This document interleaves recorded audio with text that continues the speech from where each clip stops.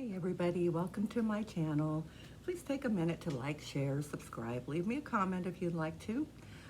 So we're going to talk about Smothered, Season 2, Episode 6. All right. So we find Mary and Brittany. I remember they left Frank sitting in the restaurant by himself last time. So Brittany knows all the details now about why Mary is so upset. And of course she is upset. She thinks he's despicable. Now, the next day, Mary wonders where Frank is. Well, you guys left him in the restaurant, so maybe he decided just to go ahead and have a bite to eat. So, Mary's still hoping they work things out. Brittany would just rather he move out today. She's done. So then we check in with Soon Hee. Her fiance, Brett, from Omaha, is coming to visit. Now, the distance between them is wearing them thin. They haven't texted or FaceTimed for a while, which is kind of weird if you're engaged to someone. And a lot of these engagements, I notice they don't really set a date. It's like, okay, we'll get married someday. Is that really an engagement, or is that just like we'll see how things go? I don't know. But he wants her to move to Omaha, and of course she does not want to go. And he's kind of thinking it's my way or the highway. She's either going to have to move here or we'll just have to part company. And I think she kind of feels the same way. So Cher and Dawn, now they have a lactation consultant to help them learn to breastfeed. Is that really a thing? Okay, I guess it is.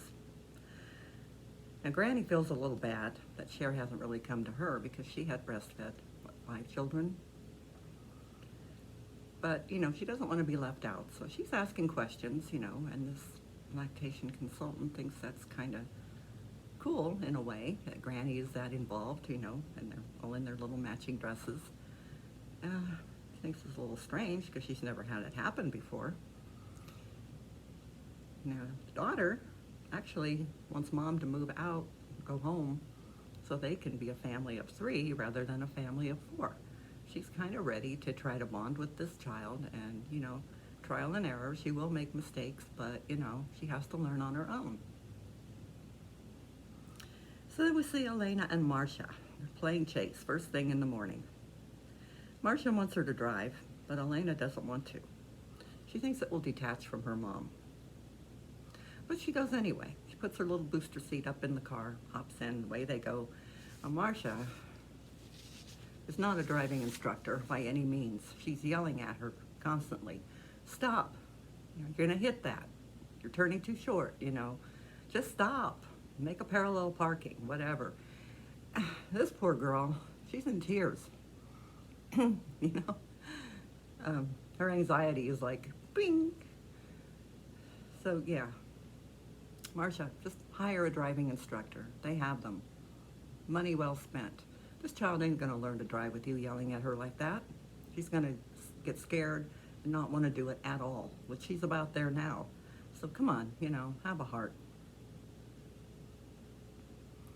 So back to Brittany and Mary. Mary says when they argue, Frank will stay at his store. So they can both cool down, talk about it the next day.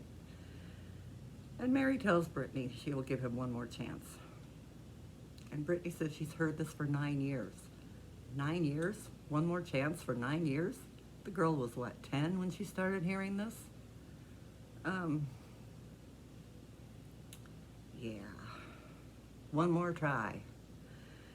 Frank says he's jealous of their relationship. And it makes him angry. Because he's not that close with his children. He has one daughter he hasn't spoken to in years, and he texted her a happy birthday, and she said thank you, and that was the end of their conversation. That's kind of sad. But I don't think he fully understands how close they are, and yeah, I don't know. Gonna have to get used to it, Frank. So back to Soon Hee. Angelica and Jason meet Soon Hee and Brett for dinner. Jason asks how they're doing. Angelica says they've been having issues because she's listened to their conversation that Soon Hee's coaxing. So I don't know if it's like a 3-way, or did he know she was listening? I'm kind of thinking he didn't. And Jason says their relationship won't progress with Sun-hee around. So he would love to get her out of the picture. Well, Jason, your relationship didn't have much chance of progressing since you weren't divorced yet, and since you were still storing your ex-girlfriend's belongings. That is a bigger damper than Sun-hee could ever be, okay? You need to not procrastinate, shut one door before you open the next one, okay? So Brett's happy about the divorce, and Sun-hee says she's not happy. She says she sees through him. Yeah, I'm kind of leaning that way too. If you really, wanted a future with Angelica, you would have cleared up a lot of stuff ahead of time. But Brett says Sun-hee has no filter. And sometimes that's a good thing. Most times that's a good thing.